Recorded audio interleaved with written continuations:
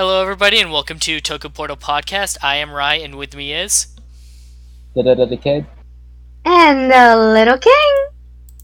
And today we're talking about Kaitou Sentai LupinRanger vs Keisatsu Sentai PatoRanger, episode 36.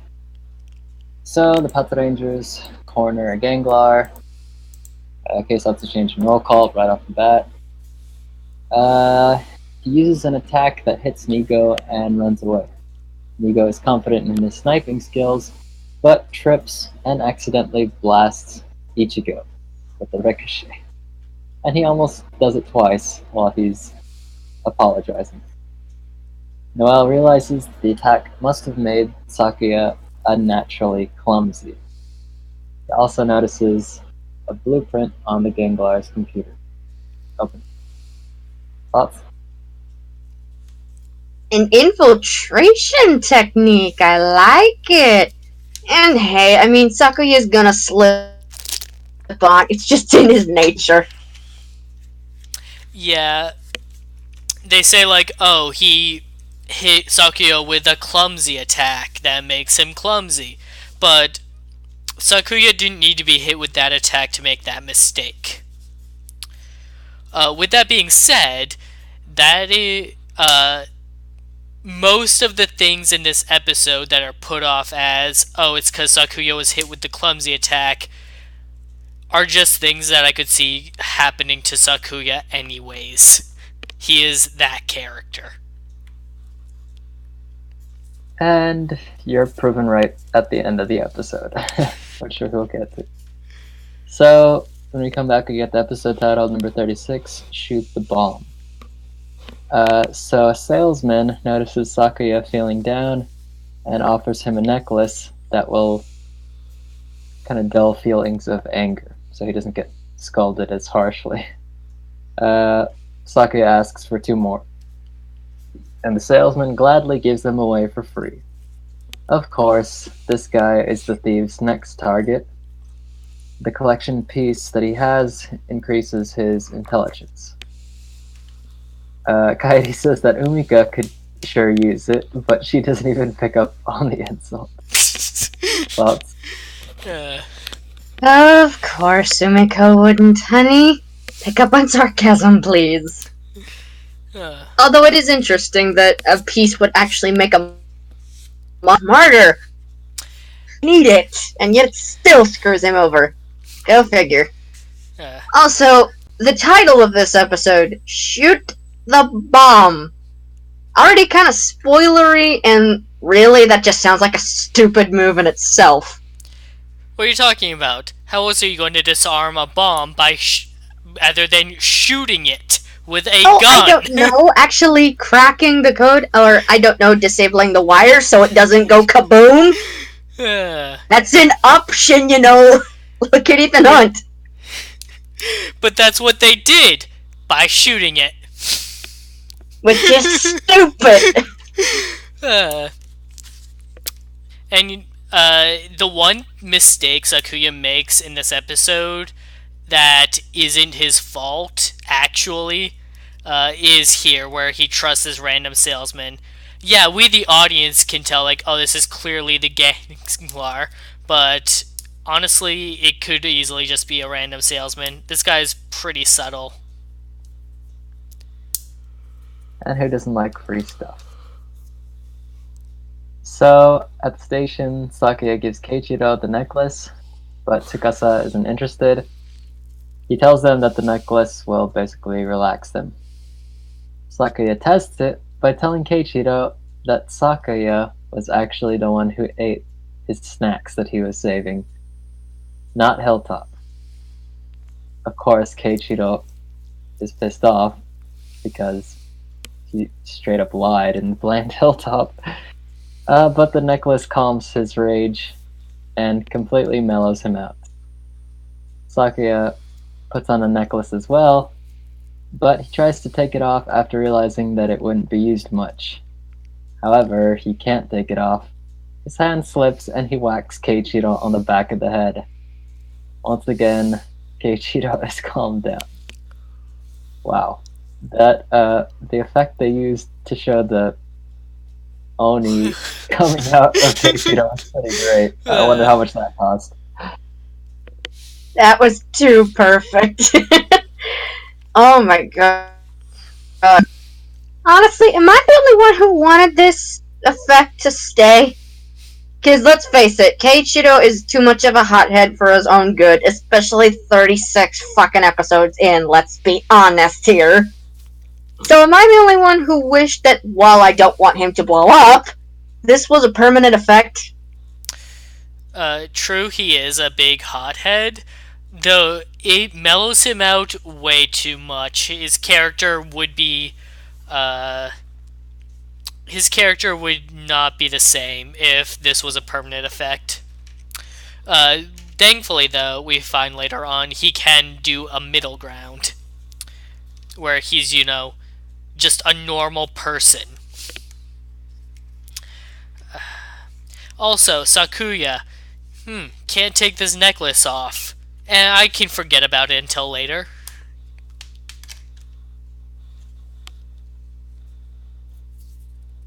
Yeah, not great thinking on his part. So Noel and Jim have trouble understanding the Ganglar's blueprint. DeGranio is impressed with the Ganglar's invention. And Gosh briefly points out that this is like the smartest Ganglar scientist or whatever. But of course, that's just the collection piece. So Noel explains to the global police that the blueprint is for a bomb that detonates once it has gathered enough anger energy from transmitters that look like the necklaces. Of course, that's exactly what they are. Keiichiro has to pretty much stay calm throughout this whole thing because the necklaces won't come off. Jim starts searching for the bomb. Tsukasa leaves on her own to where Sakuya encountered the Ganglar. Thoughts? We all knew it was coming, let's be honest. But what an interesting idea.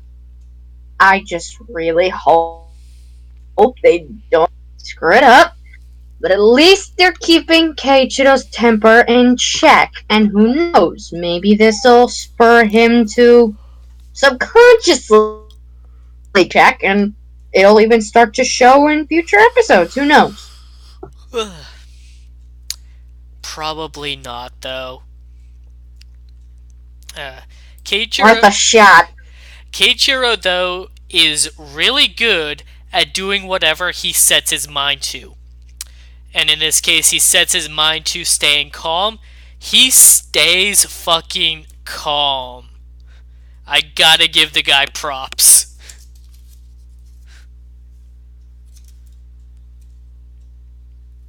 Yeah, I think I'm kind of 50-50. They could stick with Keiichiro being slightly more calm because actually in this episode, Kogure tells the thieves to be careful and not to underestimate the Ganglar.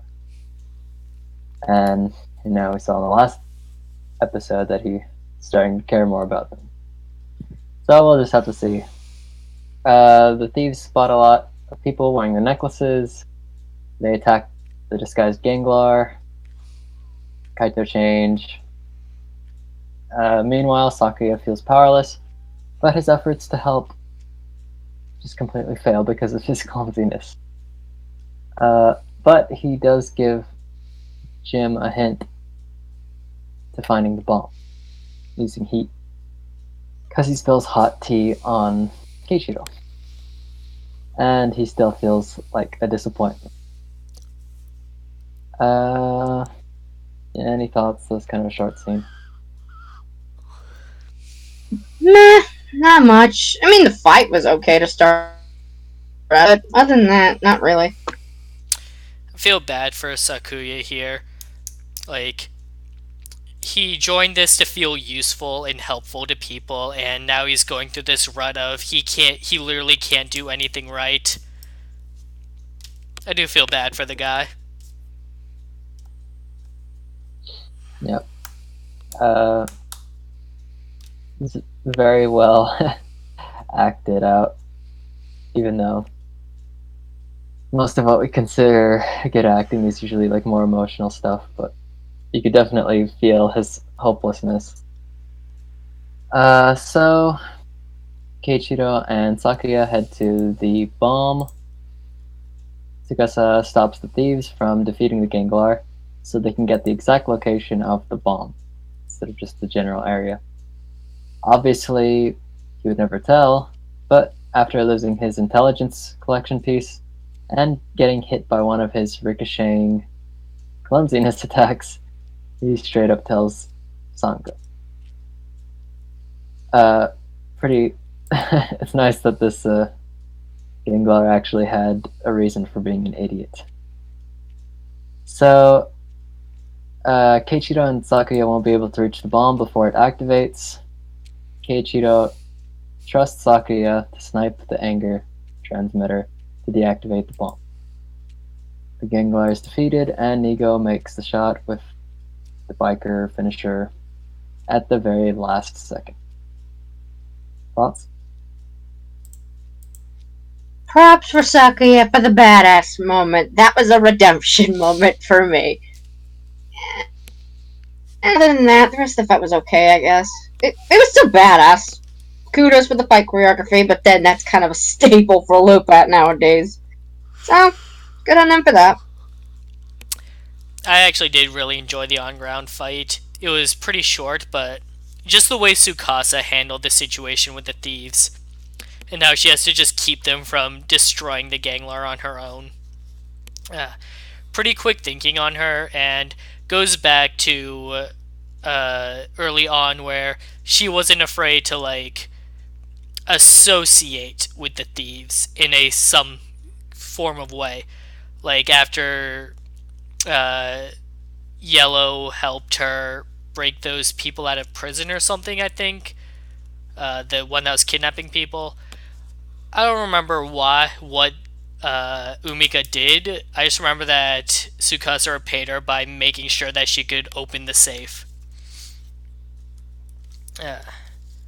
Tsukasa is very much like whatever it takes kind of person, so she will definitely be a staple in bringing the two teams together. Did you already go over the notes for the mech fight? Not yet. Okay. Sakuya having his badass moment was great, and this whole episode building up to it felt really good, and I feel like really glad for him. Yep.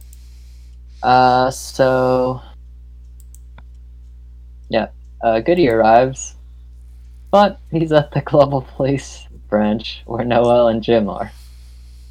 So the LupinRangers deploy Magnum with the blue and yellow vehicles for the arms.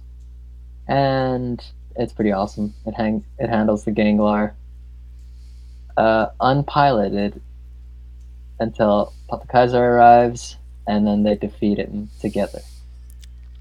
At the station, Sakuya continues to gloat about his awesome shot. Noel, Tsukasa, and Jim are pleased with their stronger bonds, but Sakuya ruins that by dropping hot tea on Keiichiro again. Episode end. Go effing figure. Mech fight was badass. I loved that, and they bring out, VS. The fact that the two of them were actually willing to work together for more than 20 seconds, good. And you know what's amazing to me? We actually Ranger focus. I mean, hey, literally in this. We're you're cutting out quite a bit. Can you start over? Sorry. The mech fight was fucking. They didn't bring out VSX this time, so it's not still have both working together separately and still for more than 20 seconds to beat a monster. And you know what's amazing to me is the fact that this was actually a PatoRanger focus. I don't care if it counts. Okay, that was better. Nothing important got cut out. Yeah, I enjoyed the way Gosh just like casually tossed the safe out into the open before growing it big. She's never cared about that kind of thing before, but it was good imagery here. Uh, Even more, I do like how they cut Noel out of the episode while still keeping him in the episode. They utilized him while keeping him in the background. I don't have anything against Noel, it's nice to see him take second seat for once. When the Rangers sent out Lupin Magnum with the Dial fighters, I thought that they were all going to get inside normally and pilot it like a normal mech. I was shocked and am glad to see that it is still automated in that. It makes the fact that it's automated still unique. Also, the idea of like we're watching one thing and then we hear the cry of the police cops like when they're growing large come out of nowhere. I really enjoy that. We don't see it happen, we hear it. We know what's going on there. It's just something that I enjoyed. And then the way that like the two teams were able to work together on planting the bomb inside the safe, they didn't have to communicate on that at all. I just imagine like Sakuya said, "Hey, grab that," and then Red saw that and went, "Oh, yep, open the safe." No arguments, no coordination, just yeah, we're all on the same page here. When Lupin Magnum turned into an actual giant gun, I was expecting a Deca Ranger moment though, where the Pat Kaiser would grab it and be the one to actually fire it. Hell, Q Ranger did it, and they weren't even part of the mech combo. Would have liked to have seen that, but maybe we'll get it another time. And then you get your classic, like, everything's back to normal kind of ending.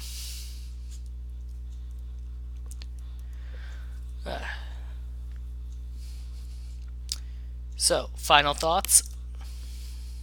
Yep. Overall, this episode was really good. I thought from the preview that it'd just be another skit. Skit focused, kind of subpar episode for the PatoRangers, but this is really good. For Sakuya, for Keiichiro, and even Tsukasa shined a bit. So, yeah, I was impressed. Now a legit Pat Ranger episode was filler, and hey, we all know who is considered King? at least in this crap. Again? Well, first off, yes, but also, how much of this show is not filler?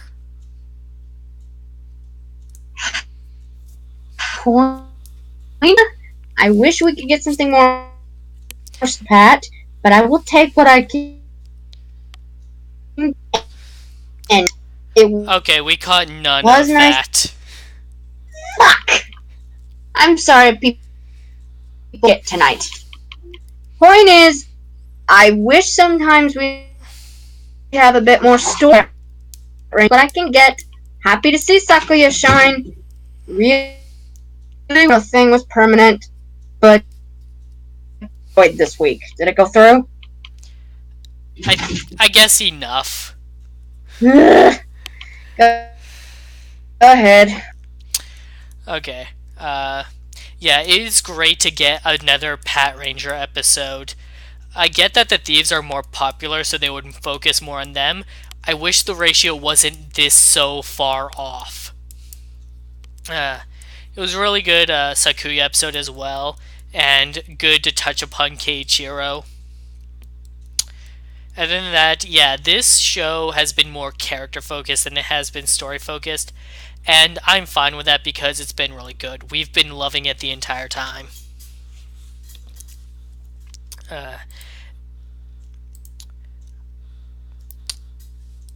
ultimately, though, I've said everything that I want to about this episode. Have you guys? Yep. Yes, sir. Okay, I want to kill a few more minutes. So I want to talk about the next episode preview because it looks like we're getting a really good character moment in that episode between Kairi and Keiichiro. Finally. It should be clear that Kairi and Keiichiro are friends. Except, next episode, it looks like they're going to get into a quarrel over it, with Kairi denying that they've ever been friends. And I am super looking forward to that. This is going to have nothing to do with, well, sort of, but it's not going to really be a cop versus a thief thing. It's just going to be how Kairi doesn't care for Keiichiro. Except he actually does. He's just going to be stubborn because Keiichiro's a cop. Yeah, I mean, honestly, it's about time those two had some more interaction out of suit. Because, I mean, we always see the two Reds clashing as Rangers, but not often them as people interacting with each other without the rest of their teams or a couple from their teams. The point is, I'm happy to see that we might finally be getting some one-on-one with the two Reds and adding to the chemistry a little bit more. And only for all of it to come crumbling down in a few weeks. Yeah, I like that we've taken, steps towards their ultimate teamwork debut, but because basically in the last Keiichiro Kairi episode, Kairi kind of came to the conclusion that, well, I don't despise you, but you're kind of annoying. I refuse to accept that you're like my brother. Yeah, and now we're gonna take the next step, and oh, you know what? Might get tense. That's probably where the anger really comes from. Thinking about it, yeah. That's why he's going to deny that they're friends. Also, I get that, like, okay, the Ganglar's power will trap them in their homes so they can't fight him. They need to, like, be out in the town to be able to respond to the monster attack. I find it hilarious that Keiichiro's choice is living in Jurair. Like, just the idea that he chose a restaurant he frequents, even if he's somewhat casual with the owners. You should have just borrowed that that girl's house, the one that has a crush on him. No, she moved. Well, I don't know. Oh, yeah, I guess it's not her house anymore. I think she's in Australia. I know she moved, but I was just thinking if she still had that house, could use it.